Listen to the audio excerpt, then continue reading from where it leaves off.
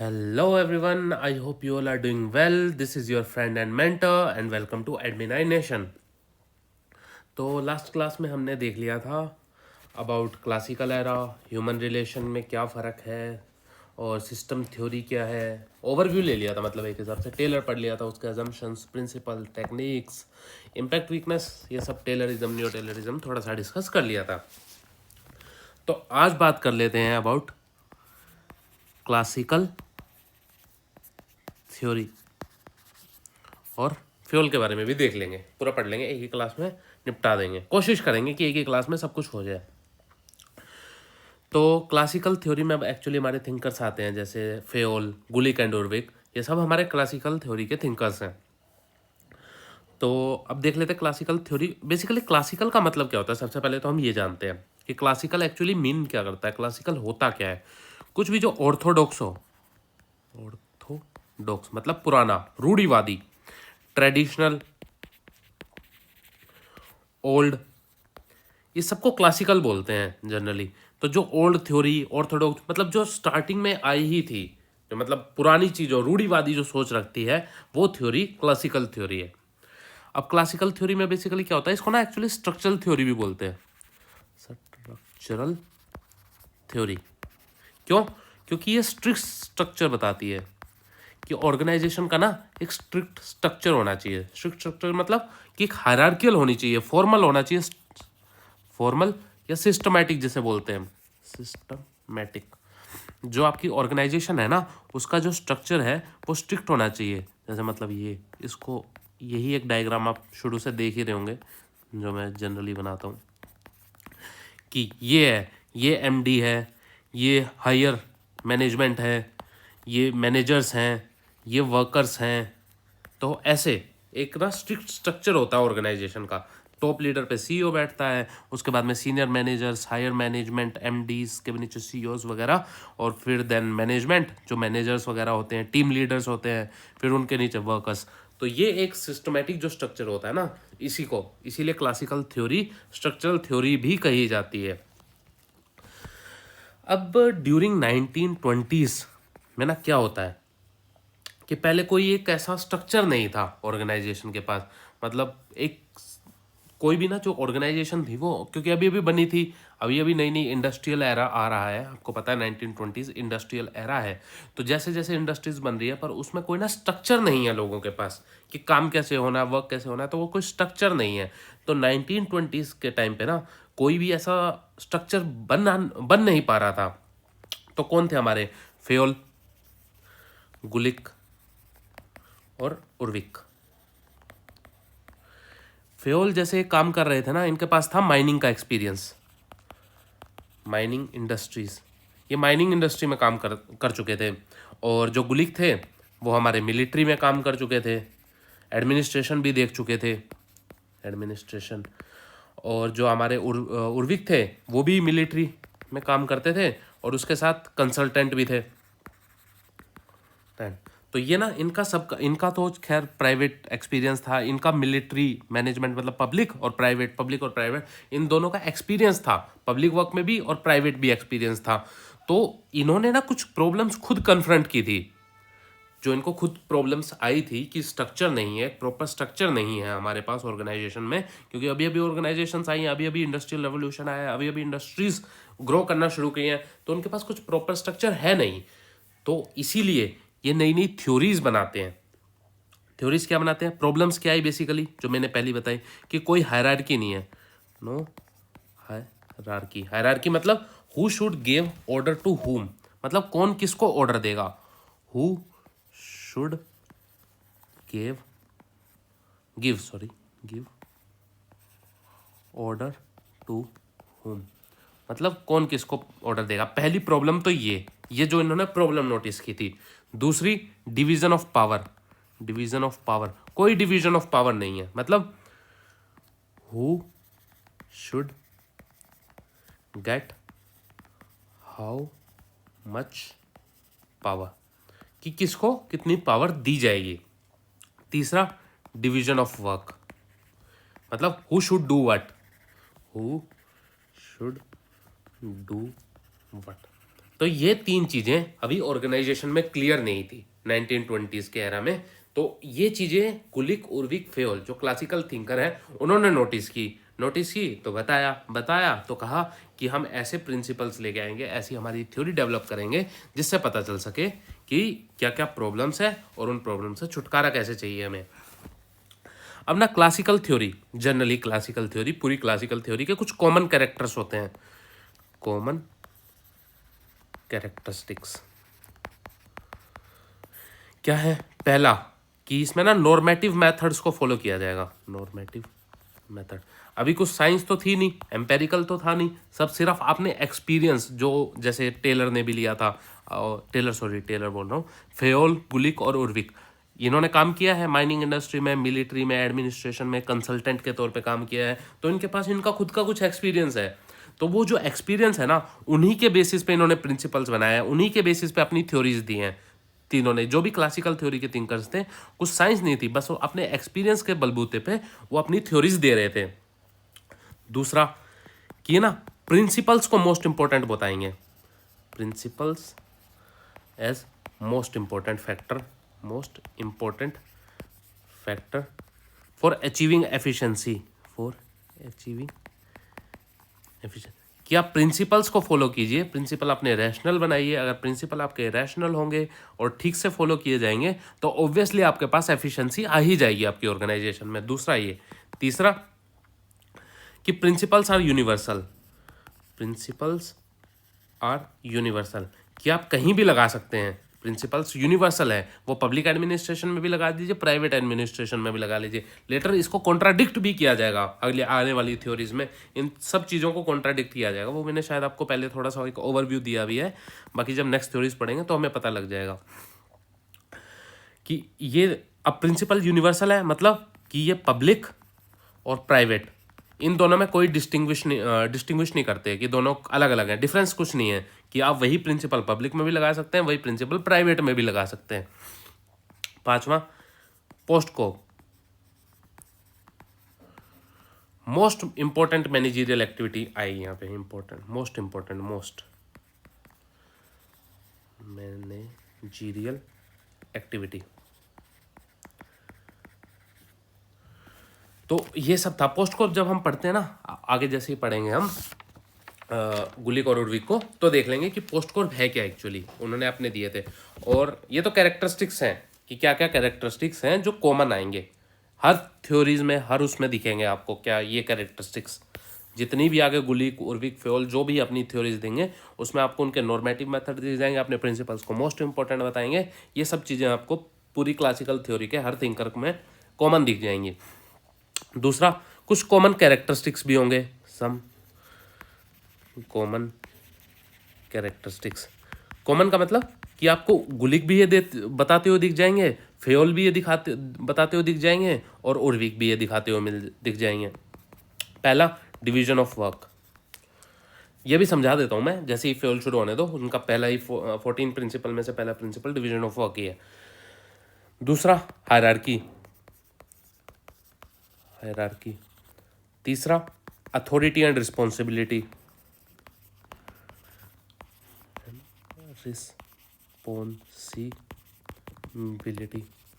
चौथा, unity of command.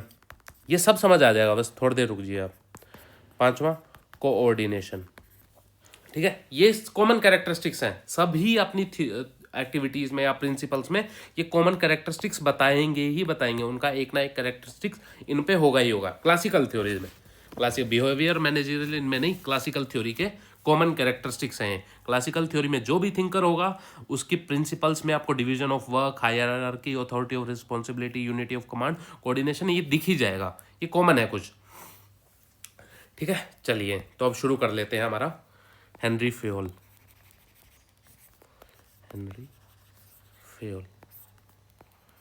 Fayol बाबू।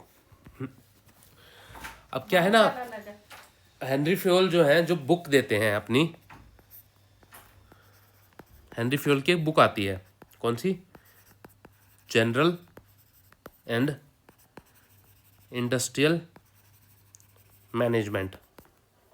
ठीक है, इस ये बुक वो बेसिकली लिखते हैं, उनका एक्सपीरियंस रहा था, मैंने अभी बताया माइनिंग फर्म में उनका एक्सपीरियंस रहा, तो उन्होंने बताया कि जो मोस्ट इम्पोर्टेंट वर्क है ना इंडस्ट्रियल और जनरल मैनेजमेंट में, वो सिर्फ उनके एक्सपीरियंस से आता है, वो सब चीज़ें अपने एक्सपीरियंस से बता रहे थे। ये मैंने बताया ना नॉर्मेटिव मेथड्स, करेक्ट, यहाँ पे भी दिख जा रहा है हमारा कि उनके जो एक्सपीरियंस से वो अपना थ्योरी ड्राइव कर रहे हैं अपने एक्सपीरियंस से, वही नॉर्मेटिव मेथड्स, इनकी थ्योरीज, इनके प्रिंसिपल्स में आपको सिर्फ नॉर्मेटिव मेथड दिखेगा। ठीक है, तो ये बुक इतनी इंपॉर्टेंट रही हेनरी फ्योल की जनरल एंड इंडस्ट्रियल मैनेजमेंट, कि इसको मतलब इतनी सक्सेस मिली कि जो माइनिंग फर्म्स थी, जो जिस माइनिंग फर्म में ये काम कर रहे थे, जो बैंकरप्सी की कगार पे थी, उसको इनने प्रॉफिट में टर्न कर दिया। वो इंडस्ट्री, जो माइनिंग फर्म जिसमें ये काम कर रहे थे, जो बैंकरप्सी के एज वर्ज पे खड़ी थी कि कभी भी दिवालिया निकल सकता था, दिवालिया घोषित हो सकता था, जब उन्होंने उसमें अपने प्रिंसिपल्स लगाए, अपनी एक्टिविटीज़ लगाई, जो 14 एक्टिविटीज़, 14 प्रिंसिपल्स जो ये देते हैं ऑर्गेनाइजेशन के, जब उनको इम्प्लीमेंट किया तो उसी को उन्होंने टर्न कर दिया प्रॉफिटेबल में। और उर्विक ने इसी को कहा है रोमांसिस इन फ्रेंच हिस्ट्री। इसी बुक को और इनके प्रिंसिपल्स को उर्विक नाम देते हैं कि ये रोमांसिस हैं फ्रेंच हिस्ट्री के। खैर वो तो एक्स्ट्रा कुछ बात है, तो ठीक है। तो पहला तो हो गया उनकी बुक के बारे में ओवरव्यू थोड़ा सा। दूसरा, वो देते हैं कुछ functions of organisation. Actually 6 functions देते हैं, ये अभी पढ़ते हैं हम कौन कौन से थे। उसके बाद वो कुछ एक्टिविटीज़ बताते हैं, एक्टिविटीज़ ऑफ मैनेजमेंट, कितनी 5 एक्टिविटीज़, 5 एक्टिविटीज़। फिर वो अपने कुछ 14 प्रिंसिपल्स देते हैं ऑर्गेनाइजेशन के लिए, ऑफ ऑर्गेनाइजेशन। ठीक है, तो ये सब बातें हेनरी फ्योल करते हैं। अगर आप एक चीज़ नोटिस कर रहे हो इसमें, अगर उतना देख पा रहे हो, तो यहाँ पे ऑर्गेनाइजेशन, मैनेजमेंट, ऑर्गेनाइजेशन, इन सब की ही बात हो रही है। कहीं भी आपको वर्कर की बात नहीं दिखेगी, जबकि जो टेलर है ना, वो वर्कर को ट्रेनिंग देने की बात करते हैं। वर्कर की ट्रेनिंग दिखती है टाइम एंड मैनेजमेंट, उसमें सब में वर्कर को ट्रेनिंग। पिछला पूरा टेलर का चैप्टर था, अगर आपने पढ़ लिया हो तो, मैंने पूरा कंप्लीट किया है। Taylor, FW Taylor, classical theory, जो डिफरेंस बताया है अभी मैंने बताया ना, तो वो सब मैंने कंप्लीट कर दिया है। तो स्टैंडर्डाइजेशन, अचीविंग प्रेडिक्टेबिलिटी, ये सब बात जो है टेलर करते हैं। फंक्शनल फोरमैनशिप की आपको कैसे काम करना है। तो अजम्पशन प्रिंसिपल जहाँ भी हम देखते हैं ना, तो मेरिट बेस्ड सिलेक्शन जहाँ भी बात होती है, वो वर्कर को ट्रेन करने की बात होती है। मेंटल रेवोल्यूशन देख लीजिए, चाहे पीस रेट सिस्टम देख लीजिए, वहीं जो बात होती है ना सारी, जो टेलर बात करते हैं कि वर्कर को कैसे ट्रेन करना है, उसकी बात होती है। पर जहाँ क्लासिकल थ्योरी और उसके थिंकर्स आ जाते हैं ना, वो बात करते हैं मैनेजरियल लेवल पे ट्रेनिंग कैसे देनी है। तो जहाँ भी आपको दिखेगा ना, मैनेजमेंट की बात दिखेगी। ऑर्गेनाइजेशन है, मतलब मैनेजमेंट ही काम करती है ना टॉप मोस्ट लेवल पे ऑर्गेनाइजेशन में। ऑर्गेनाइजेशन एक्टिविटीज़ ऑफ मैनेजमेंट, तो आपको ज़्यादा फोकस मैनेजर्स पे जाता हुआ दिखेगा, वर्कर से कहीं ना कहीं फोकस हट जाता है। फोकस इसलिए भी हट जाता है क्योंकि वो सीधी बात बोलते थे यार, वर्कर्स को तो सिर्फ ऑर्डर फॉलो करना है। ठीक है, हाँ, तो चलिए शुरू करते हैं। पहला, 6 फंक्शंस।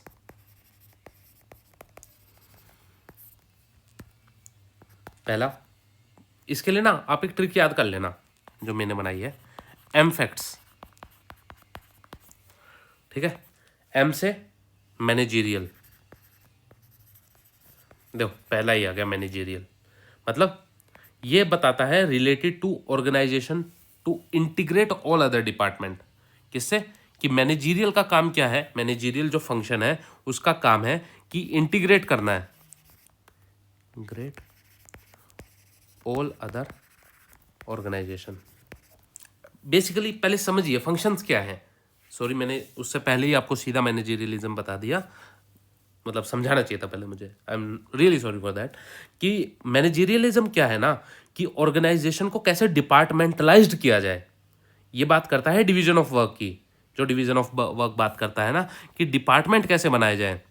कोई भी आपकी अगर ऑर्गेनाइजेशन है बड़ी, तो उसमें डिफरेंट डिफरेंट डिपार्टमेंट्स कैसे बनाए जाएं। इसको अगर हम पब्लिक एडमिनिस्ट्रेशन में देखें, तो अगर गवर्नमेंट है, गवर्नमेंट में डिफरेंट डिफरेंट मिनिस्ट्रीज कैसे बनेंगी, किस बेसिस पे मिनिस्ट्रीज बनेंगी, वो बेसिस 6 फंक्शंस हैं। पहला मैनेजेरियलिज्म, कि इंटीग्रेट करना है ऑल अदर मिनिस्ट्रीज को, तो वो कौन करता है, डिपार्टमेंट ऑफ पर्सनल ट्रेनिंग, कि सबको साथ में लेके, सबको इंटीग्रेट करते हुए कैसे लेके चलना है, वो बात मैनेजेरियलिज्म करता है। दूसरा एफ से फाइनेंशियल, फाइनेंशियल मतलब रिसोर्स मैनेजमेंट, एक डिपार्टमेंट चाहिए जो रिसोर्स मैनेज करे। हर ऑर्गेनाइजेशन में एक डिपार्टमेंट होता है ना, एचआर, मैनेजेरियलिज्म के लिए एचआर दिखता है आपको, एचआर डिपार्टमेंट होता है, सब चीज़ों को एक साथ लेके चलना है। और अगर आप वैसे देखते हैं गवर्नमेंट में, तो department of public administration, personal training, ये मैनेजेरियलिज्म की बात करता है। रिसोर्स मैनेजमेंट, हर ऑर्गेनाइजेशन में, प्राइवेट में देखेंगे तो हर एक फील्ड होता है जो फाइनेंसिस को डील करता है। अगर आप गवर्नमेंट में देखें तो मिनिस्ट्री ऑफ फाइनेंसिस ये काम करती है। तीसरा ए से अकाउंटिंग, हर ऑर्गेनाइजेशन में एक ऐसा डिपार्टमेंट भी होगा जो अकाउंट्स के लिए काम करेगा, अकाउंट्स और ऑडिट करेगा, अकाउंट्स और ऑडिट ये सब काम करेगा, होगा ना ऐसा डिपार्टमेंट हर ऑर्गेनाइजेशन में दिख जाएगा। कोई भी बड़ी कंपनी ले लीजिए, उसमें कोई ना कोई डिपार्टमेंट तो दिखेगा जो अकाउंट और ऑडिट का काम कर रहा होगा। और गवर्नमेंट देखें तो ये काम सीएजी या पब्लिक अकाउंट कमेटी ये काम करती है गवर्नमेंट ऑफ इंडिया में। चौथा सी से कॉमर्शियल, एक होगी जो ट्रेड करेगी, ट्रेड का काम होगा, इंपोर्ट एक्सपोर्ट और कॉमर्स का काम करेगी। हर ऑर्गेनाइजेशन में दिख जाएगी कि किसी को लेके आना है, लेके जाना है, वो सब काम कॉमर्स का कैसे करना है, ट्रेड कैसे करना है। तो अगर गवर्नमेंट में देखें तो ministry of trade and commerce ये काम करती है। पांचवा टी टेक्निकल, ये करती है dealing with tools and techniques, कि टूल्स और टेक्निक्स के लिए कैसे काम करना है, कि कैसे टूल्स आएंगे, कैसे टेक्निक्स इंप्लीमेंट होंगी, ये सब काम। छठा फैक्ट्स एस सिक्योरिटी, मैनेजेस थ्रेट, हर ऑर्गेनाइजेशन में सिक्योरिटी तो होती है ना, सिक्योरिटी का कोई एक सिक्योरिटी हेड भी होता है, तो पूरी सिक्योरिटी देखती है कोई ना कोई एजेंसी, जैसे आईएसआई हो गई या हिंदुस्तान हो गई, ये डिफरेंट डिफरेंट सिक्योरिटीज़ हैं जो प्राइवेट तौर पे काम करती हैं।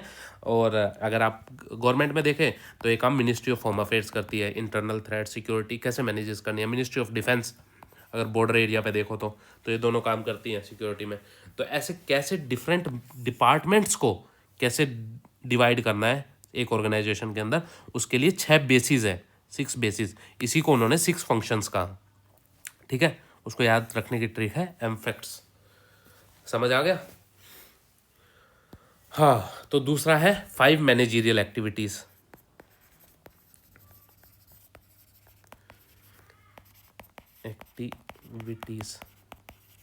कि मैनेजर की क्या एक्टिविटी होंगी। ठीक है, मैनेजर कैसे एक्टिविटीज करेगा, क्या काम होंगे मैनेजरियल लेवल पे, इसको याद करने की ट्रिक है PO CCC। तो पहला प्लानिंग, प्लानिंग का मतलब क्या होता है कि assessment of anything before acting, sorry, कि काम करने से पहले उसको एसेस किया जाए। एसेस कि अगर आप काम कर रहे हैं उससे पहले आपके दिमाग में एक इमेज होनी चाहिए कि हमें जाना कहाँ है, हमें करना कैसे है। ठीक है, अगर मैं समझा रहा हूँ ये चीज़ें तो कैसे, मेरे को समझानी कैसे है, तो एक पहले माइंड में मेरे पास एक मैप होना चाहिए। ठीक है, या आप पढ़ रहे हैं तो आपके माइंड में एक मैप होना चाहिए। ठीक है, आज मेरे को 100 पेजेस पूरे करने हैं, मुझे 100 पेजेस पढ़ने हैं तो पढ़ने हैं, मुझे डेली एडमिनाइजेशन की एक वीडियो देखनी है तो देखनी है, जब जब वीडियो आएगी मुझे वैसे वैसे देखनी है। तो वो प्लानिंग है। प्लानिंग को एग्जीक्यूट कैसे करते हैं वो बात की बात है। ठीक है, पहला तो आपने प्लान किया। दूसरा ऑर्गेनाइजिंग, ऑर्गेनाइजिंग मतलब ये it's related to man, material and machine. ठीक है, ऑर्गेनाइजिंग मतलब हु शुड डू व्हाट। अब मैनेजर बताएगा ना मैनेजरियल लेवल पे हु शुड डू व्हाट। ऐसा तो नहीं है ना कि आपका काम कुछ हो रहा है, आप किसी और के काम में इंटरफेयर कर रहे हैं, ऐसा हो जाएगा तो ऑर्गेनाइजेशन का ऑब्वियसली एफिशिएंसी डिक्रीज होगी। आप किसी और के काम में जाके इंटरफेयर कर रहे हैं, तो आपके पास अपना काम होना चाहिए, आपको पता होना चाहिए हमें करना क्या है। तीसरा कंट्रोलिंग, मैनेजमेंट कंट्रोलिंग होनी चाहिए, या मतलब act of supervision, act of supervision, workers के ऊपर कंट्रोल होना चाहिए मैनेजमेंट का, सुपरवाइज करने वाली होनी चाहिए मैनेजमेंट। ऐसे नहीं है कि वर्कर्स को सिर्फ छोड़ दिया, अपने काम दे दिया, कर रहे हैं, नहीं कर रहे हैं, नहीं कर रहे हैं। एक सुपरविजन का काम होना चाहिए। दूसरा कमांडिंग, मतलब एक्सरसाइजिंग अथॉरिटी, कि आपके ऊपर अथॉरिटी हो, आपके ऊपर कंट्रोल हो। कंट्रोल और कमांड बेसिकली साइमल्टेनियसली यूज किए जाते हैं कई बार, बस थोड़ा सा फर्क है। यहाँ पे सिर्फ सुपरवाइज किया जा रहा है आपको, और यहाँ पे आपके ऊपर अथॉरिटी एक्सरसाइज की जा रही है कि ठीक है करो, अब भी करके दो। कंट्रोल मतलब ठीक है करो यार, एक लाइन से करो, एक तहजीब से करो, पर वहीं अथॉरिटी की ऐसे ही करना है। अगर मैंने जब तक साइन नहीं किए, हायर अथॉरिटी जब तक साइन नहीं करेगी, जब तक वो बिल पास नहीं होगा, चाहे आपने दे दिया है चाहे नहीं दिया है। ठीक है, माइन्यूट सा डिफरेंस है, कुछ ज़्यादा फर्क नहीं है। और लास्ट है, कहाँ लिखूँ, कोऑर्डिनेटिंग। कोऑर्डिनेटिंग मतलब team effort.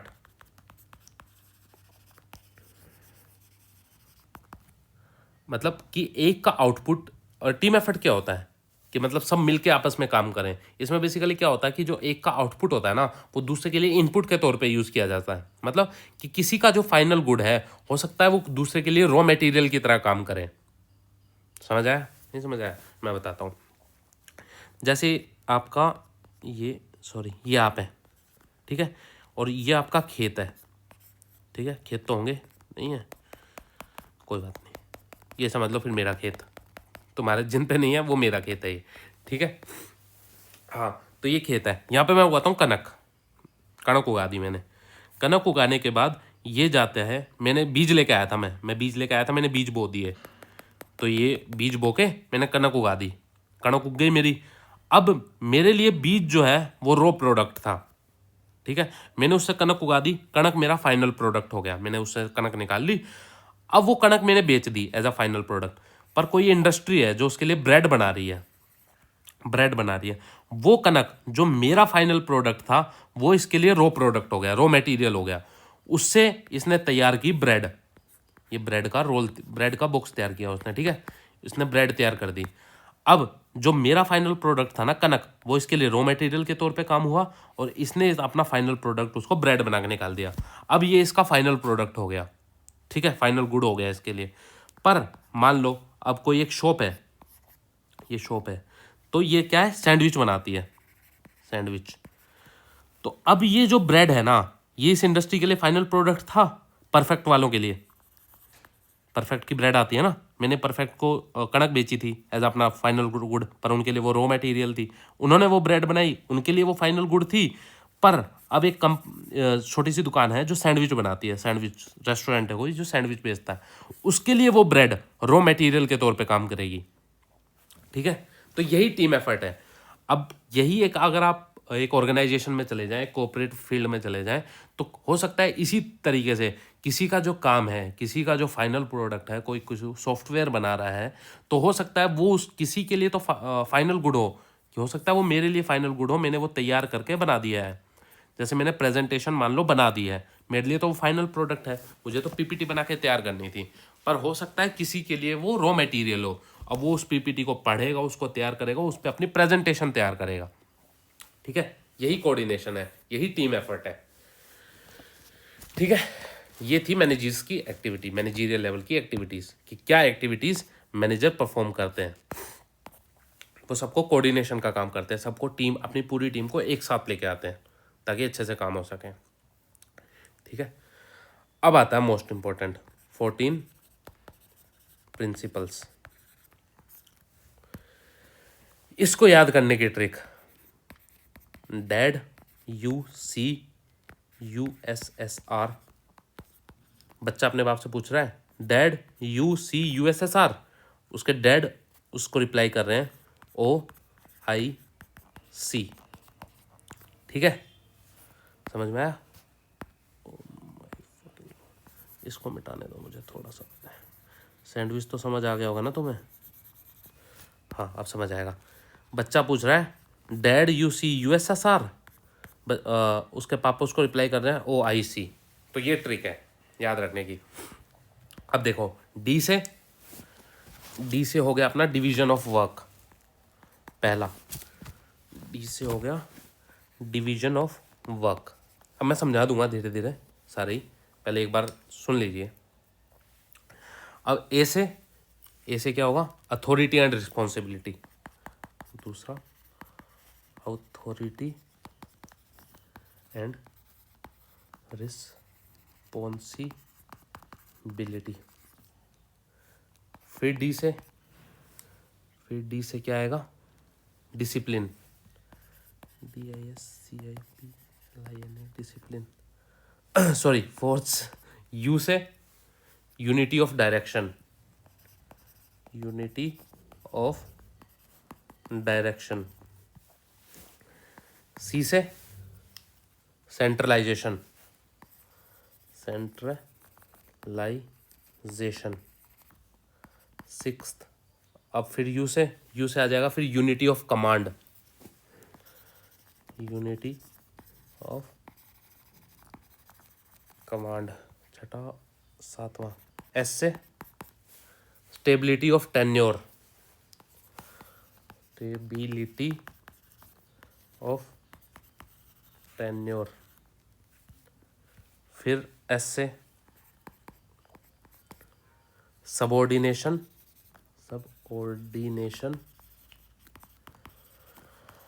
Of individual goals. R से रेम्यूनरेशन,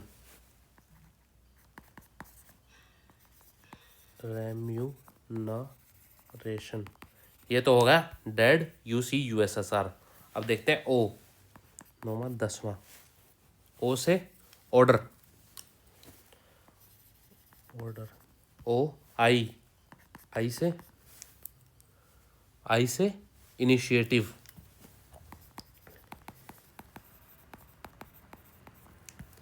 IS ऐसे scalar chain.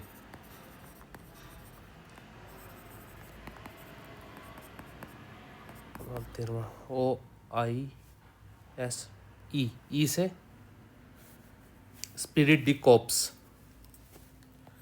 Spirit D cops.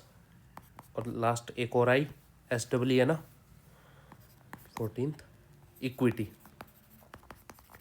ठीक है, मैं चाहता तो सीधे सीधे लिख देता जिस हिसाब से मुझे याद है, पर ठीक है मैंने पूरी ट्रिक्स के हिसाब से लिखा है ताकि आपको भी कोई दिक्कत ना हो। डेड UC USSR OIC, ये 14 प्रिंसिपल है, ये ट्रिक है याद रखने की। ठीक है, अच्छा ठीक है ना, थैंक यू बोलो। नहीं थैंक यू तो कोई नहीं, लाइक कर देना बस। चलो यार, अच्छी लगे तो करना, नहीं तो डिसलाइक करके अपना रिव्यू जरूर दिया करो यार। जो देख रहा है ना, बस एटलीस्ट रिव्यू दिया करो। अगर कोई दिक्कत है तो बताया करो, कुछ समझ नहीं आया तो बताया करो, पर रिव्यू जरूर दिया करो। रिव्यू देने में कंजूसी मत किया करो, फ्री का है यार, रिव्यू तो दे ही सकते हो और कुछ नहीं तो। चलो अब डिस्कस कर लेते हैं। पहला है डिवीजन ऑफ वर्क, DOW, और कुछ नहीं, एक रिव्यू ही दे दिया करो। सब्सक्राइब, लाइक, डिसलाइक जो आपका मन करे, कमेंट में कुछ भी लिखना है, बस गाड़ नहीं कड्डनी।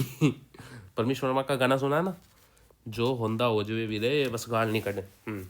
बाकी कमेंट में जरूर दिखा करो कि अच्छा कोई दिक्कत है, कुछ समझ नहीं आ रहा है या जो भी है, बस अपना एक रिव्यू जरूर दिया करो। हाँ, डिवीजन ऑफ वर्क, तो आ जाते हैं वापस अपने टॉपिक पे। तो इसको ना मोस्ट इंपॉर्टेंट प्रिंसिपल बताया गया है ऑर्गेनाइजेशन का, कि आपका ना काम जो है, हर किसी को अपना अपना काम पता होना चाहिए। ये इंसान है, ये इंसान है, दोनों के बीच में अपना काम पता होना चाहिए इनको कि हमें करना क्या है। Just like hierarchy, specialised, coordination, unity of direction etcetera, सबको अपना अपना काम पता होना चाहिए। अगर काम पता नहीं होगा ना, तो दोनों के बीच में मिसअंडरस्टैंडिंग होगी और कहीं ना कहीं दोनों एक दूसरे के काम में इंटरफेयर करेंगे। डिवीजन ऑफ वर्क यही कहता है कि हर किसी को अपना अपना काम प्रॉपरली पता होना चाहिए।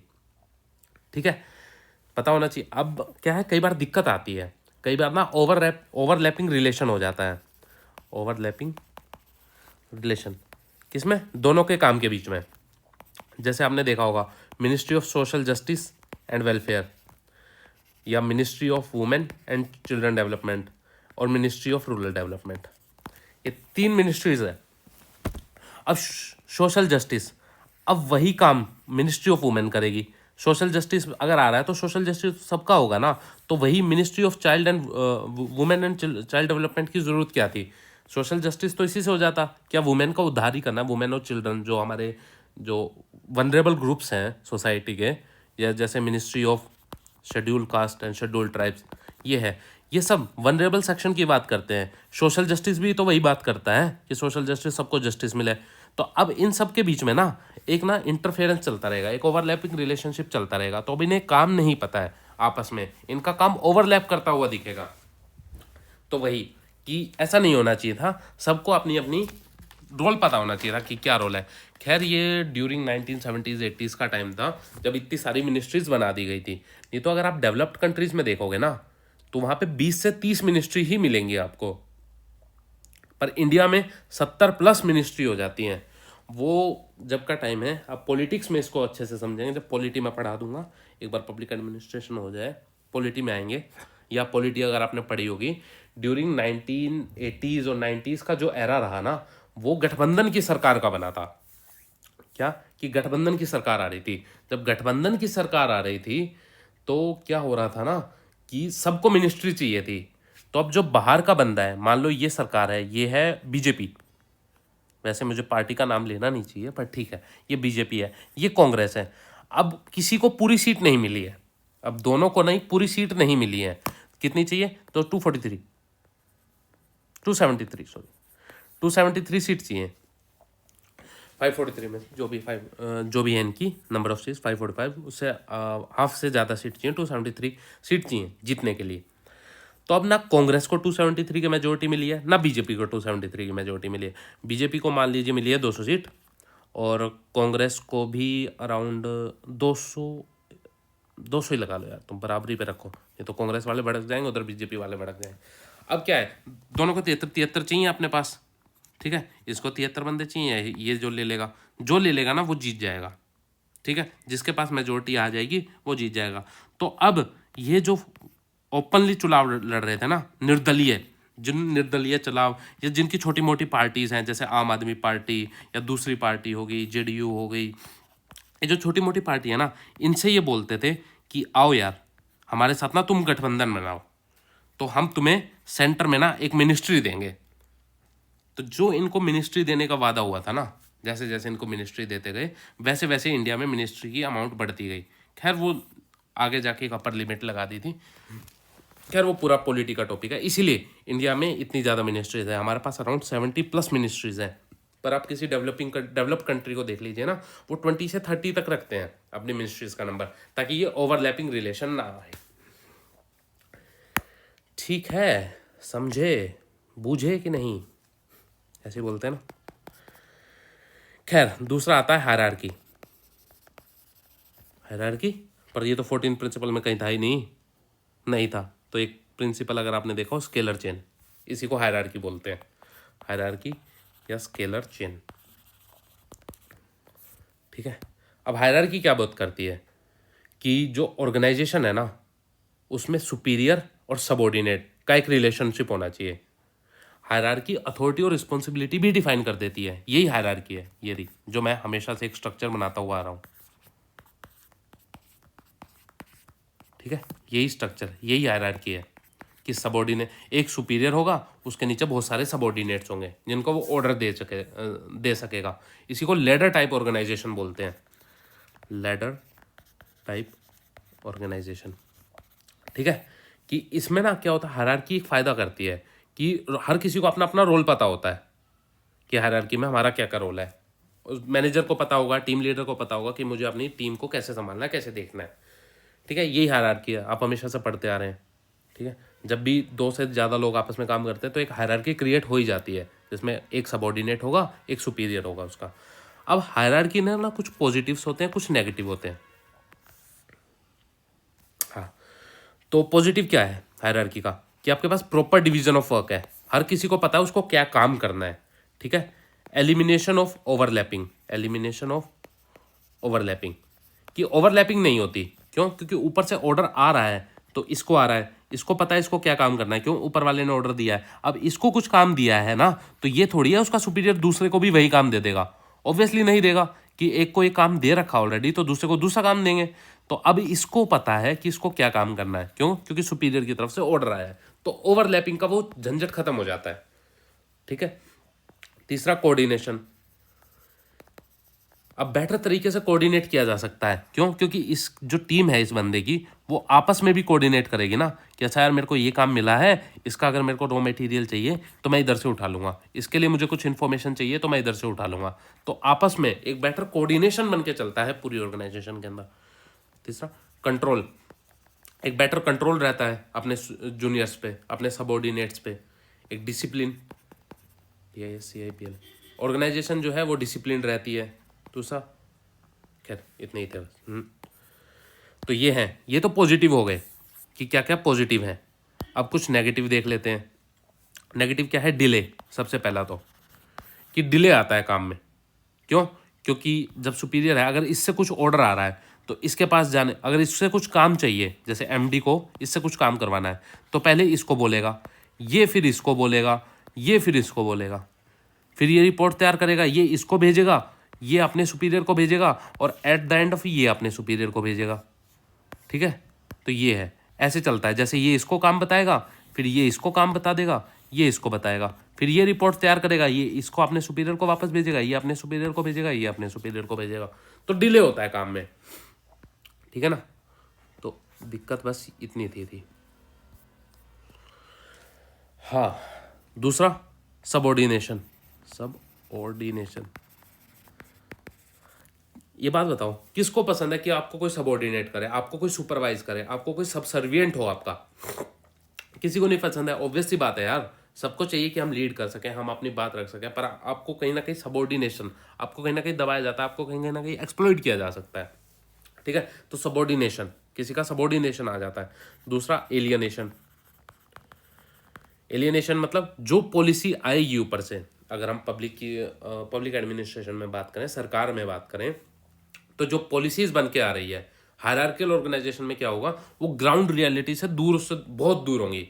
उन्हें पता ही नहीं होगा, लैक ऑफ फील फैक्टर होगा कि ground reality, actual ground reality क्या है, वो पता ही नहीं होगा। अब MD अगर कोई स्कीम बता रहा है, बना रहा है, जैसे CEO है या पॉलिटिशियंस है, उनको क्या पता है यार कि अंडमान एंड निकोबार के किसी डिस्ट्रिक्ट में क्या दिक्कत चल रही है? ठीक है, उन्हें नहीं पता है ऑब्वियसली। तो एलियनेशन होता है पॉलिसीज का, कि पॉलिसीज जो ग्राउंड रियलिटीज है उससे बहुत दूर है। तो ये नेगेटिव होते हैं हायरार्की के। ठीक है। तीसरा देख लेते हैं, यूनिटी ऑफ कमांड। अब यूनिटी ऑफ कमांड क्या कहती है ना, कि जो सबऑर्डिनेशन है, जो सबऑर्डिनेट है, उसको ऑर्डर मिलना चाहिए एक सुपरवाइजर से। अब यहाँ पे एक ही सुपरवाइजर से मिलता है ना, जैसे हायरार्कियल अगर हम ऑर्गेनाइजेशन बनाए, हायरार्कियल ऑर्गेनाइजेशन हो गई। ठीक है।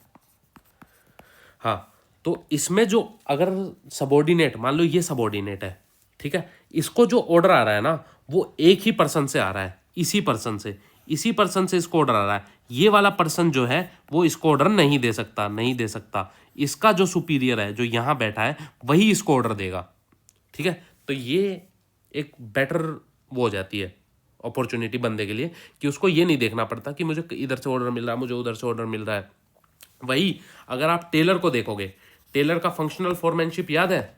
फंक्शनल फोरमैनशिप, उसमें क्या है, उसमें 8 बंदे, 8 फंक्शनल फोरमैन एक वर्कर को कमांड कर रहे हैं। तो वो खुद कंफ्यूज हो जाएगा यार कि मुझे 10 बंदों से कमांड मिल रही है, मैं किसको फॉलो करूं? ठीक है। तो वही यूनिटी ऑफ कमांड में वही फैक्टर चला जाता है। अब एक ही बंदा इस अपने जूनियर को ऑर्डर दे रहा है, ठीक है, तो ऑर्डर सिर्फ यूनिटी ऑफ कमांड के तौर पे आता है। तो वही फेस कॉन्फ्लिक्ट और केओस कहीं ना कहीं बच जाते हैं चीज़ों में। ठीक है। और कोविड-19 के टाइम पे अगर आपको याद हो, तो यूनिटी ऑफ कमांड को काफ़ी अप्रिशिएट किया गया था। अगर उस टाइम यूनिटी ऑफ कमांड नहीं होती तो आपस में ही लड़ भिड़ के लोग मर जाते हैं। ठीक है। तो ये थी यूनिटी ऑफ कमांड। चौथा, unity of direction. Unity of direction basically क्या कहता है कि जो सारे वर्कर्स हैं ना, जो भी ऑर्गेनाइजेशन के अंदर जो वर्कर्स हैं, वो एक डायरेक्शन में काम करने चाहिए। एक डायरेक्शन मतलब एक प्लान होना चाहिए आपस में। वो ऐसा ना हो कि उनका प्लान आपस में कॉन्फ्लिक्ट कर रहा है एक दूसरे से, ऐसा नहीं कि एक आपस में एक दूसरे को काट रहा है। तो सबको पता होना चाहिए हमारा मोटिव क्या है, हमें जाना कहाँ है। तो एक डायरेक्शन में सब काम करने चाहिए। इसको अगर मैं आपको एक एग्जांपल देके समझाऊं, तो आप लोगों ने ये वाली वेब सीरीज देखी है, कौन सी, द फैमिली मैन। इसमें क्या होता है, ये श्रीकांत होता है, इसको ना उठा के जेल में डाल देते हैं जब किसी का मर्डर में जाते हैं, अगर जिसने देखी हो। तो ये पुलिस वाली इसको पकड़ लेती है, किसमें, कि आप पे तो ना मर्डर का चार्ज लगा है। बोला हम मर्डर का चार्ज नहीं, हम इन्वेस्टिगेट कर रहे थे। तो पूछती है आप कौन है जो इन्वेस्टिगेट कर रहे थे हमारे एरिया में। बोले हम एंटी टेरर फोर्स ATF हमारा गठन किया जाता है, हम स्पेशल फोर्सेज हैं। पर इस पुलिस वाली को पता ही नहीं होता, क्योंकि वो स्पेशल फोर्सेज है, वो स्पेशल फोर्स है, वो टॉप सीक्रेट एजेंसीज में काम करते हैं। तो उन्हें पुलिस वाले को पता ही नहीं होता, तो उठा के जेल में डाल देते हैं इसको रात भर है। तो ऐसे ही होता है, यही कॉन्फ्लिक्ट है, यही यूनिटी ऑफ डायरेक्शन के अगेंस्ट है। ऐसे ही होता है कई बार CBI या पुलिस जो होती है ना, वो इंटेलिजेंस एजेंसी के साथ कॉन्फ्लिक्ट कर रही होती है। क्यों? क्योंकि इन लोगों का कुछ ऑपरेशन चल रहा होता है, जो सीक्रेट एजेंसीज होती हैं, इन लोगों का कुछ ऑपरेशन हो जाता है और इनके एजेंट को उठा के पुलिस वाले या CBI अरेस्ट कर लेती है, और इनका ऑपरेशन कहीं ना कहीं स्पॉइल हो जाता है। तो वही है कि यूनिटी ऑफ डायरेक्शन, लोगों को पता होना चाहिए कि काम क्या चल रहा है। खैर वो बता भी नहीं सकते हैं। खैर जो टेलर, जो फ्योल ने दिया है, मैं तो उस प्रिंसिपल की बात कर रहा हूँ। अब ये थोड़ी है ये अपने काम का ढिंढोरा पीट देंगे, वो तो सीक्रेट में ही करेंगे। हाँ, पर ये कई बार होता है कि जो पुलिस होती है या सीक्रेट CBI वगैरह होती है, तो इनको पकड़ लेती है इंटेलिजेंस एजेंसी वालों को। तो ये अगेंस्ट यूनिटी ऑफ डायरेक्शन है कि एक यूनिट एक प्लान, सबको पता होना चाहिए, मल्टीपल प्लान्स नहीं चल रहे होने चाहिए। वो भी इसी केस को इन्वेस्टिगेट कर रहे हैं, ये भी इसी केस को इन्वेस्टिगेट कर रहे हैं, पर ये सीक्रेट में कर रहे हैं। तो आपस में आती है तो पुलिस वाले इसको पकड़ लेते हैं। तो यही है, ये यूनिटी ऑफ डायरेक्शन नहीं, इसको यूनिटी ऑफ डायरेक्शन बोलता है कि इस चीज़ को अवॉइड किया जाना चाहिए, कि इनका कोई स्पेशल काम चल रहा था, आपने आके चौपड़ पट्टी कर दी उसकी। ठीक है। एग्जाम्पल समझ आया और वेब सीरीज भी समझ आई होगी। हाँ, अब बात करते हैं अथॉरिटी एंड रिस्पॉन्सिबिलिटी। तो अब अथॉरिटी एंड रिस्पॉन्सिबिलिटी क्या होता है, आपने देखा होगा कि पहले सारे एक सिंगल है, एक है या हायरार्की है, डिवीजन ऑफ वर्क है या यूनिटी ऑफ डायरेक्शन है, तो सिर्फ एक प्रिंसिपल है। पर यहाँ पे दो चीज़ों की बात हो रही है, अथॉरिटी एंड रिस्पॉन्सिबिलिटी, वो भी एक साथ। अब पहली बात तो ये समझिए कि अथॉरिटी क्या होती है। अथॉरिटी वो चीज़ होती है जो आप डिराइव करते हैं अपनी पोजीशन से, डिराइव्ड, डिराइव्ड फ्रॉम पोजीशन। जिस पोजीशन पे आप बैठे हैं उस पोजीशन से आप उस चीज़ को ड्राइव कर रहे हैं। वहीं रिस्पॉन्सिबिलिटी होती है जो आपके से विद इन आती है, आप किसी चीज़ के लिए रिस्पॉन्सिबल हैं। रिस्पॉन्सिबिलिटी मोरल ऑब्लिगेशन होती है, मोरल ऑब्लिगेशन जो आपके अंदर से आती है, फ्रॉम विद इन, कि आपने कोई एक्ट किया है, कमिटमेंट है उस एक्ट का कि वो राइट तरीके से हो सके। ये जो मोरल ऑब्लिगेशन है, ये रिस्पॉन्सिबिलिटी है। और अथॉरिटी वही जो आपकी पावर जो होती है, power which is derived from your position, आप किसी पोजीशन पे बैठे हैं, वहां से आपको कोई पावर मिल रही है, तो वो अथॉरिटी है आपके लिए।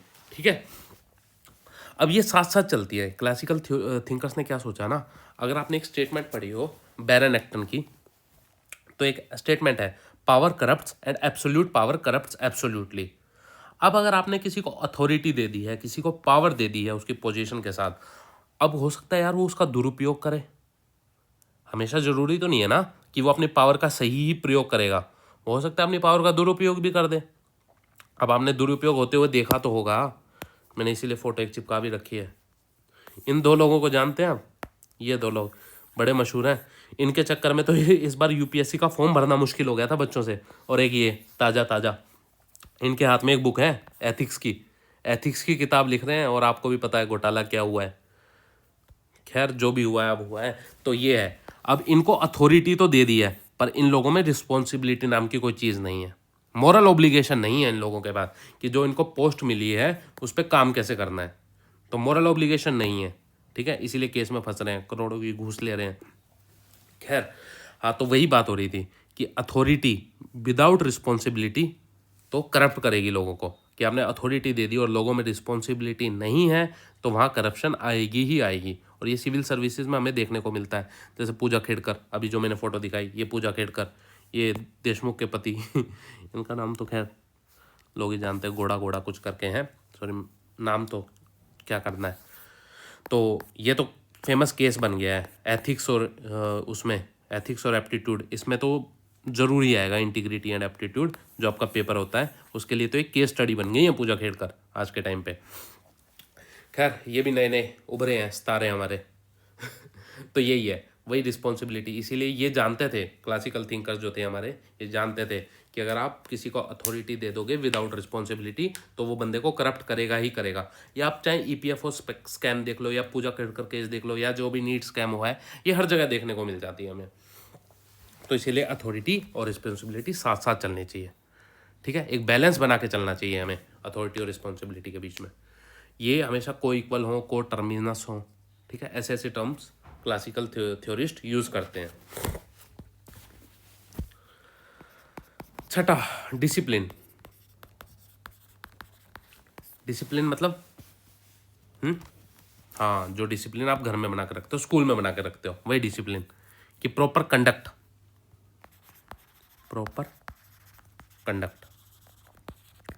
As per role and responsibility, जो आपको रोल एंड रिस्पॉन्सिबिलिटी दी गई है ताकि स्मूथ फंक्शनिंग हो सके जिस ऑर्गेनाइजेशन में आप काम कर रहे हैं। और ये इससे ही ये किससे आती है? Strict, obviously strict supervision, command and control. अगर ये आपके पास होंगे तो बेटर डिसिप्लिन्ड होगी आपकी ऑर्गेनाइजेशन।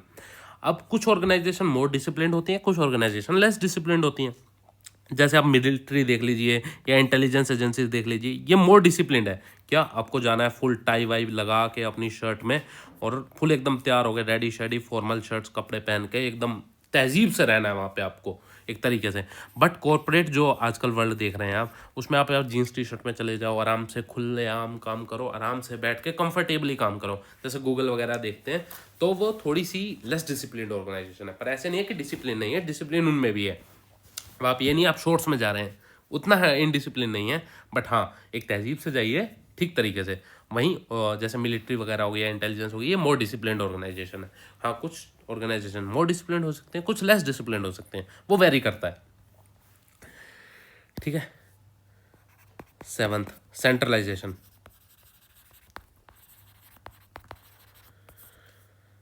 मतलब कि पावर जो है ना वो रहनी चाहिए हमेशा toward the top of organisation, कि पावर जो है वो कॉन्सेंट्रेटेड रहनी चाहिए टॉप लीडर्स के पास। पर इसका एक नुकसान भी होता है, या ARC2 रिपोर्ट अगर आपने पढ़ी हो, मैं डिस्कस भी करूँगा, पेपर 1 का सिलेबस पूरा हो जाना तो ARC भी डिस्कस कर लेते हैं, अगर कहीं आई हुई बीच में तो देख लेंगे, एक सेपरेट क्लास बना देंगे ARC की। तो ARC2 जो रिपोर्ट है ना वो डिस्कस करती है किस चीज़ के बारे में, कि जब सेंट्रलाइजेशन होती है ना पावर की और पावर कॉन्सेंट्रेट कर दी जाती है टुवर्ड टॉप ऑफ ऑर्गेनाइजेशन, तो वो करप्शन को लीड करती है, कि वो इट कॉजेज करप्शन ऑब्वियसली, और लैक ऑफ एडमिनिस्ट्रेशन कम होगा और करप्शन ज़्यादा होगी अगर पावर सेंट्रलाइज रहेगी हमेशा। तो इसीलिए कहते हैं कि डिसेंट्रलाइजेशन पावर का होना चाहिए। पर खैर जो क्लासिकल थ्योरिस्ट थे उन्होंने कहा था ना कि पावर जो है वो सेंट्रलाइज होनी चाहिए। उन्होंने ऐसा क्यों कहा? क्योंकि अगर पावर सेंट्रलाइज होगी तो यूनिटी ऑफ कमांड रहेगी, हायरार्कियल होगी ऑर्गेनाइजेशन। उनका कहने का ये मतलब था उस टाइम। पर हाँ उसके ड्रॉबैक्स भी थे। खैर हर किसी का ड्रॉबैक्स हैं, लेटर फेज में हमें हर किसी का ड्रॉबैक्स देखने को मिल जाएंगे। पर उनका उस टाइम कहने का ये मतलब था कि पावर जो है वो सेंट्रलाइज होनी चाहिए, कॉन्सेंट्रेटेड होनी चाहिए। पर हाँ आज के टाइम पे उसका कुछ नेगेटिव साइड इफेक्ट भी दिख रहा है हमें। अगला, subordination of individual goals. Classical theory क्या कहती थी ना कि जो ऑर्गेनाइजेशन में काम कर रहे हैं, जो पीपल काम कर रहे हैं, जो वर्कर्स काम कर रहे हैं, उनका जो खुद का गोल है ना, जो उनके पर्सनल गोल है, वो सब सर्विएंट होने चाहिए ऑर्गेनाइजेशन गोल से। ऑर्गेनाइजेशन जो गोल्स है ना, ऑर्गेनाइजेशन के जो गोल्स हैं, ऑर्गेनाइजेशन ने काम करना है, उसको हाईएस्ट प्रेफरेंस देनी चाहिए, हाईएस्ट प्रेफरेंस। कि जो ऑर्गेनाइजेशन के गोल है ना वो आपके गोल से इंपॉर्टेंट है। आपको अगर आपको ऑर्गेनाइजेशन में कुछ काम मिला है, आपके सुपीरियर ने आपको कुछ काम दिया है, तो उस काम को पहले निपटाओ और अपनी फैमिली के साथ ट्रिप पे बाद में जाना। अगर आपको अपनी फैमिली के साथ गोवा घूमने जाना है तो गोवा बाद में जाइएगा, पहले जो आपको काम मिला है उस काम को पहले निपटाओ। खैर जब बिहेवियरल थिंकर्स आते हैं, जब नेक्स्ट थ्योरी हम पढ़ेंगे बिहेवियरल थ्योरी, तो वो बात करते हैं कि दोनों का इंटीग्रेशन होना चाहिए।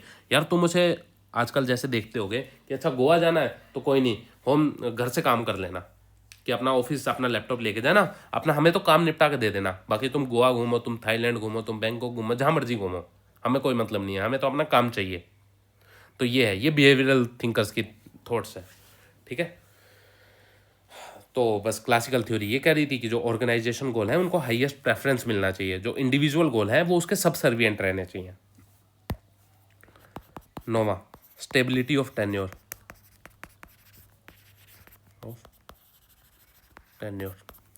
स्टेबिलिटी ऑफ टेन्योर माने कि जो टेन्योर है ना, जो आपका काम करना है, आपने काम किया है इतने टाइम में, जो आपका काम चल रहा है वो स्टेबल होना चाहिए। आपका जो वर्क परफॉर्मेंस है, इतना बड़ा जो लंबा आपका 15 साल की आप जॉब करोगे, 20 साल की जॉब करोगे, वो एक स्टेबल जॉब होनी चाहिए। क्यों?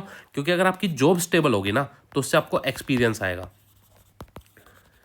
एक्सपीरियंस, और एक्सपीरियंस किससे आता है? कि आपकी जॉब स्टेबल है। अगर आपने कोई काम किया है, आप मतलब अगर किसी भी फील्ड में काम करते हैं, आर्मी में काम करते हैं या किसी भी मेडिकल शॉप पे काम करते हैं, तो आपको उतना ही ज़्यादा एक्सपीरियंस होता चला जाता है उस चीज़ के बारे में।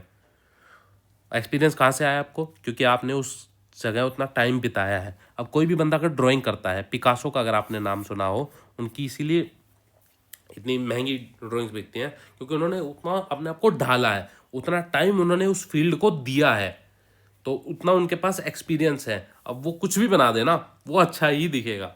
क्या मॉडर्न आर्ट है, पिकासो किसी को पसंद हो सकता है, किसी को नहीं हो सकता है, पर हाँ अगर आप उसकी उनकी बचपन वाली देखेंगे ना, जब वो 20s और 30s में थे अपने, तब की उनकी ड्राइंग्स देखेंगे, इट्स वॉज अमेजिंग गाइस। कभी आप देखना पिकासो की ड्यूरिंग 20s और 30s में जो उन्होंने ड्राइंग बनाई है ना अपनी, पाब्लो पिकासो ने, that was extraordinary, out of the world जो ड्राइंग है उनकी। खैर क्यों? क्योंकि उनका स्टेबिलिटी ऑफ टेन्योर था, उन्होंने अपने आप उतना टाइम दिया था। पर आज के टाइम पे क्या हो रहा है, प्रेजेंट पर्सपेक्टिव क्या है? हायर एंड फायर, एडहोकिज्म, ये सब चल रहा है। क्या? Hire and fire plus एडहोकिज्म।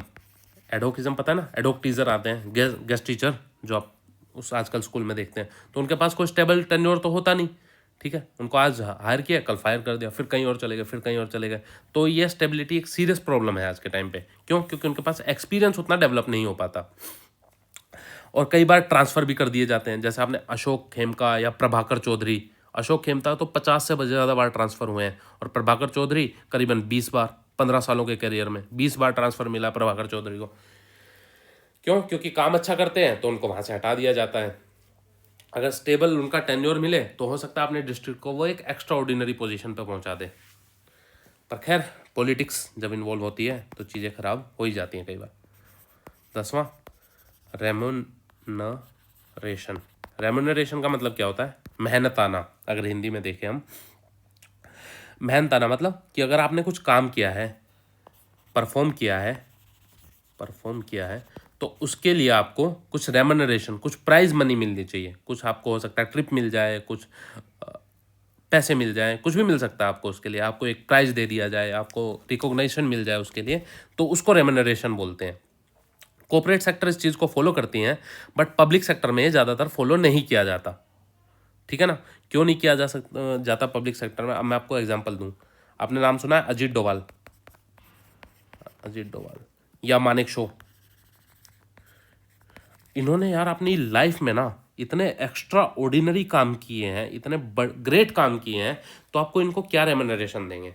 क्या इनकी जो मेहनत है, इनका जो काम है, क्या उसको पैसे से नवाजा जा सकता है? कितने पैसे दे देंगे अजीत डोभाल को उनके काम के लिए, जो उन्होंने पाकिस्तान में जाके इतनी सीक्रेट तरीके से काम किया है, इतनी इंटेलिजेंस डिटेल निकाली है, उनके लिए कितने दे देंगे? 1 करोड़, 5 करोड़, 10 करोड़ काफ़ी है? ऑब्वियसली नहीं है यार। और उन्होंने वो काम पैसे के लिए किया भी नहीं है, उन्होंने अपने देश के लिए किया है। राष्ट्रहित सर्वोपरि, उन्होंने उसके लिए काम किया है कि उनके लिए राष्ट्र का जो हित है वो सबसे ऊपर है।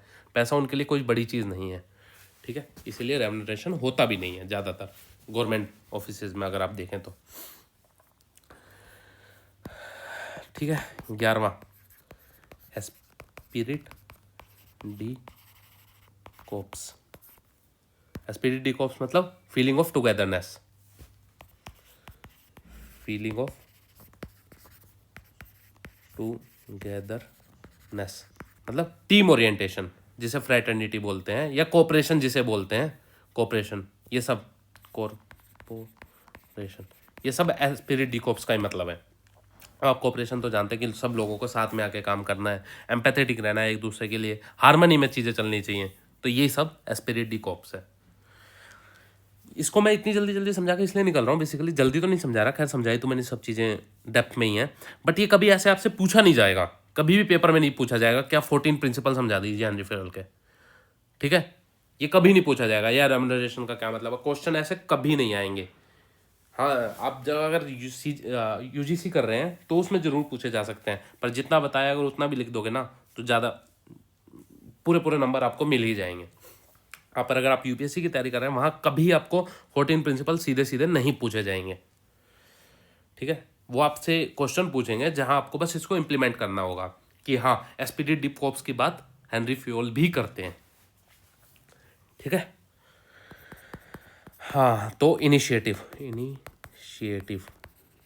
इनिशिएटिव मतलब जैसे फ्यूल टेलर बात कर रहे थे ना, टेलर बात कर रहे थे कि जो वर्कर्स है ना वो इनिशिएटिव ना ले, वर्कर को कुछ इनिशिएटिव नहीं लेना, वर्कर को अपना दिमाग नहीं लगाना है, वर्कर को जो ऊपर से ऑर्डर मिला है ना बस उसको फॉलो करना है। पर वहीं हेनरी फ्यूल कहते हैं कि नहीं, कि अगर आपके पास कुछ आइडिया है, वर्कर के पास कुछ आइडिया है तो वो उसको अपने सीनियर्स को बताए, वो अपनी तरफ से इनिशिएटिव ले। जहाँ टेलर मिलिट्री टाइप ऑर्गेनाइजेशन को फॉलो करते हैं ना, मिलिट्री टाइप क्या है कि ऊपर से ऑर्डर मिला, जवान बंदूक लेके तैयार, जवान वहीं बंदूक लेके तैयार खड़ा, जवान गोली चलाओ, गोली चला रहा है, जवान आगे से गोली चल रही है तुम गोली की तरफ भागो, जवान गोली की तरफ भाग रहा है। ये मिलिट्री टाइप ऑर्गेनाइजेशन होती है कि ऊपर से जो ऑर्डर मिला सीधा सीधा वही फॉलो करना है। पटेल फेयोल क्या कहते हैं, नहीं, आपके पास अगर आपके पास खुद के पास कुछ इनिशिएटिव है तो आप उसको फॉलो कीजिए, उसको शेयर कीजिए, अपने आइडियाज को शेयर कीजिए, ठीक है। 13th क्या है, इक्विटी। इक्विटी मतलब यही वही fairness, related to fairness and justice, कि सबको चीज़ बराबरी में मिले यार, सेंस ऑफ जस्टिस होना चाहिए सोसाइटी में। अगर किसी ने कुछ काम किया है तो उसको उसका हर्जाना मिलना चाहिए यार, उसने जो काम किया है, डिसिप्लिन किया है, जो भी उसका काम रहा है उसके लिए उसको उसका इक्विटी, इक्वल शेयर उसको मिलना चाहिए सोसाइटी के अंदर। अगर किसी ने कुछ डिसीजन लिया है या मैनेजमेंट ने कुछ डिसीजन लिया है वो फेयर होना चाहिए, सबके लिए इक्विटेबल होना चाहिए। ये नहीं किसी को कुछ फायदा हो रहा है दूसरे को उसका कोई फायदा नहीं हो रहा है जिसने एक्चुअली वो काम किया है, ठीक है। ये इक्विटी है। 14th क्या है, ऑर्डर। ऑर्डर का मतलब ऑर्डर ऑर्डर ऑर्डर, जैसा आपको सुना है ना, हाँ वही ऑर्डर, ये बिल्कुल नहीं है ये वो वाला ऑर्डर नहीं है। इस ऑर्डर का मतलब है to bring right person at right position. ये तो पहले भी पढ़ा है, हाँ याद होगा, टेलर ने कहा था मेरिट बेस्ड सिलेक्शन, जो टेलर मेरिट बेस्ड सिलेक्शन बोलते हैं वही उसी को फेयोल कहते हैं ऑर्डर के तौर पे, कि राइट पर्सन को राइट पोजीशन पे रिक्रूट किया जाना चाहिए। जो रिक्रूटमेंट है सही पर्सन की सही जगह पोजीशन पे रिक्रूटमेंट होनी चाहिए। ये नहीं है कि कम पढ़े लिखे को आपने हायर पोजीशन पे बिठा दिया और ज़्यादा पढ़े लिखे को, ज़्यादा उससे काबिल, पढ़ा लिखा भी नहीं, ज़्यादा उससे काबिल बंदा उसके नीचे उसका क्या सबॉर्डिनेट या जूनियर बन के बैठा हुआ है, ऐसा ना हो। ज़्यादा काबिल बंदा कम काबिलियत से नीचे ना रहे कभी भी, ठीक है। ये ऑर्डर था। तो ठीक है, ये तो 14 प्रिंसिपल हो गए फ्यूल के, ठीक है, पढ़ लिया। अब ये दोबारा डिस्कस कर लेते हैं। 5 मैनेजरियल एक्टिविटीज़ हो गई, 6 फंक्शंस हो गए, 14 प्रिंसिपल्स हो गए, सब समझा दिया इन डेप्थ। अब थोड़ी सी बात कर लेते हैं एडमिनिस्ट्रेटिव ट्रेनिंग। ये वैसे कुछ बड़ा टॉपिक नहीं है,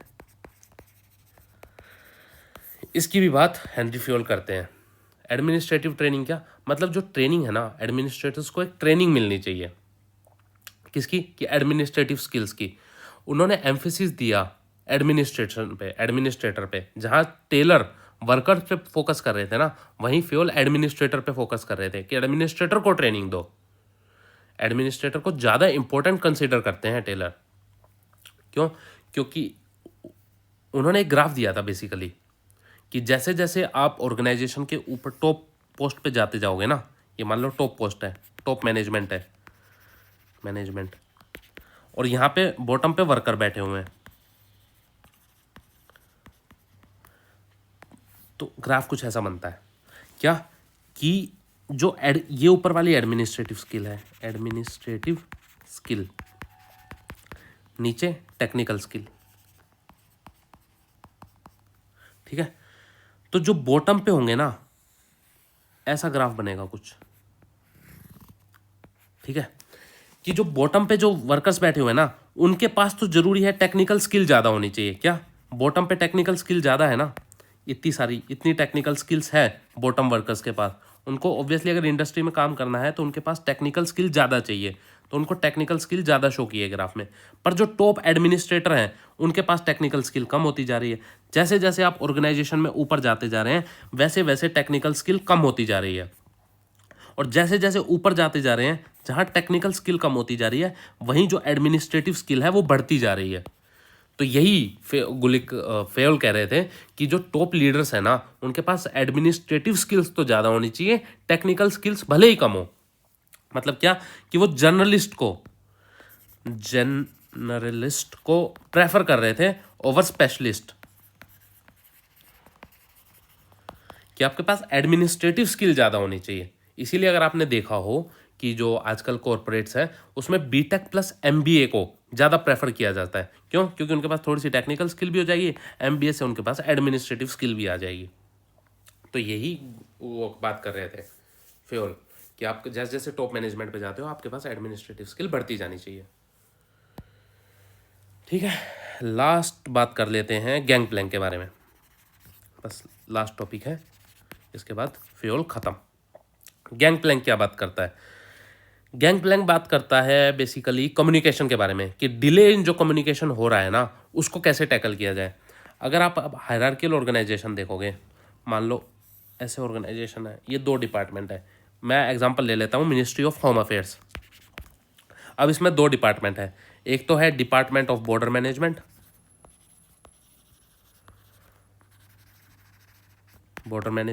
दूसरा है डिपार्टमेंट ऑफ इंटरनल सिक्योरिटी।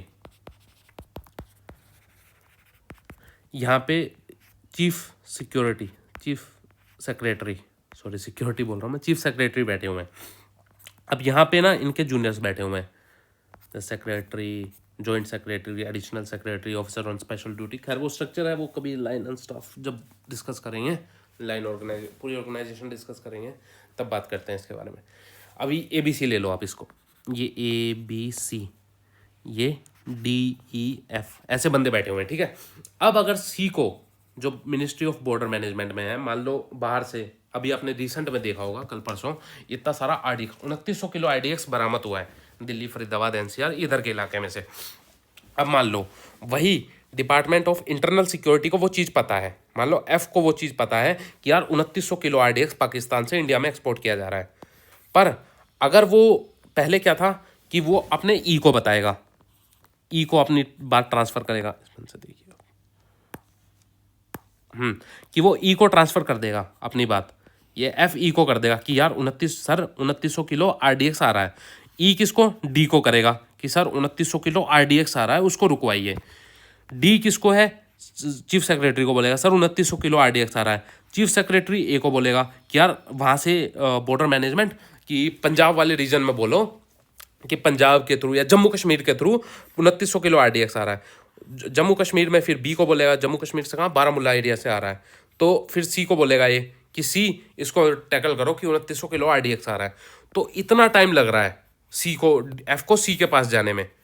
जो इसने बात बताई है कि 2900 किलो RDX आ रहा है, इंटरनल सिक्योरिटी ने बात बता दी। अब बॉर्डर मैनेजमेंट, जम्मू कश्मीर की बॉर्डर मैनेजमेंट को जो सुपरवाइज कर रहा है, जो पर्सन है जो जम्मू कश्मीर बॉर्डर मैनेज, हो सकता है कोई असम को कर रहा हो, कोई बांग्लादेश को कर रहा हो, कोई पंजाब को कर रहा हो, कोई जम्मू कश्मीर को कर रहा हो, तो सी जो है वो जम्मू कश्मीर रीजन को देख रहा है बॉर्डर सिक्योरिटी मैनेजमेंट में। तो F से ये बात आते आते 2900 किलो RDX आ रहा है, जब तक तो हो सकता है C रिटायर भी हो जाए और जब तक तो धमाका हो भी जाए। खैर I am really sorry for that कि जो ब्लास्ट हुआ है उसमें जितने भी लोग गए हैं। खैर, तो उसको अवॉइड करने के लिए, अब इतने चीज़ों को अवॉइड करने के लिए F जो है वो C से सीधी बात कर सकता है। F क्या बोलेगा, यार 2900 किलो, इसमें जो F है वो इक्वल पार्ट है। मान लो अगर ये जॉइंट सेक्रेटरी है ना, F जॉइंट सेक्रेटरी है इंटरनल सिक्योरिटी में, तो C भी बॉर्डर मैनेजमेंट में जॉइंट सेक्रेटरी होगा। F B से सीधी बात नहीं कर सकता, F अपने ही जो इक्विवेलेंट पोस्ट पे जो दूसरे डिपार्टमेंट में बंदा बैठा हुआ ना उसी से बात कर सकता है। तो FC को बोलेगा, C क्या कि 2900 किलो RDX आ रहा है, तुम्हारे एरिया से, तो उसको देख लो। तो कम्युनिकेशन में जो डिले हो रहा था वो ओवरलैप हो गया। इसकी बात जो है फ्यूल करते हैं सीधी सीधी, ठीक है। रिसेंट एरिया से उसको इंटीग्रेट करके भी मैंने आपको बता दिया कि कैसे चीज़ें होगी। तो बस यही था फ्यूल में। और बाकी फ्यूल यही कहते हैं कि जो फंक्शन है ना ऑर्गेनाइजेशन के, मैनेजरियल एक्टिविटी या प्रिंसिपल ऑफ ऑर्गेनाइजेशन, वो फॉर्मुलेट हुए ड्यूरिंग क्लासिकल एरा। और ये प्रिंसिपल जो है प्रिडिक्टिबिलिटी और रैशनैलिटी को प्रमोट करते हैं। और प्रिडिक्टिबिलिटी और रैशनैलिटी प्रमोट होगी तो वो एफिशिएंसी को अचीव करने के लिए ज़्यादा हेल्पफुल होगी। और ये ना प्रिंसिपल्स को क्या कहते हैं कि इंडिस्पेंसेबल है किसी भी ऑर्गेनाइजेशन के लिए। और इसको आप किसी भी सिचुएशन में अप्लाई कर सकते हो और किसी भी ऑर्गेनाइजेशन में अप्लाई कर सकते हो, चाहे वो पब्लिक हो प्राइवेट हो। वो कहते हैं कि ना दोनों के लिए कुछ अलग अलग नहीं है। ऐसा नहीं है कि पब्लिक ऑर्गेनाइजेशन में कुछ और प्रिंसिपल चाहिए और प्राइवेट ऑर्गेनाइजेशन में कुछ और चाहिए, नहीं, वही सेम प्रिंसिपल है। उसको चाहे आप पब्लिक में लगा लो चाहे प्राइवेट में लगा लो। ऐसा नहीं है कि बिजनेस मैनेजमेंट कुछ और चीज़ देख रही है और पब्लिक एडमिनिस्ट्रेशन कुछ और चीज़ देख रहा है। सेम ही प्रिंसिपल्स है, बस थोड़ा सा हो सकता है कि उसको लगाने में थोड़ा ऊपर नीचे हो, पर वही प्रिंसिपल लगा के आप एफिशिएंसी अचीव कर सकते हैं। और यही क्लासिकल थ्योरी में आप उनके प्रिंसिपल्स लीड करते हैं कि बाद में और भी थिंकर्स इस चीज़ से इन्फ्लुएंस हुए और गुलिक उर्विक जैसे थिंकर्स बाद में अपने आइडिया भी देते हैं और अपने कॉन्ट्रीब्यूशन भी देते हैं। तो यही सब था इसमें हेनरी फ्योल में। बाकी कल डिस्कस कर लेते हैं अबाउट गुलिक एंड उर्विक, गुलिक के 10 प्रिंसिपल्स, उर्विक के कुछ प्रिंसिपल्स, और उनके क्या क्या हैं सब चीज़ें कल की क्लास में डिस्कस करते हैं। चलिए, thank you and have a nice day.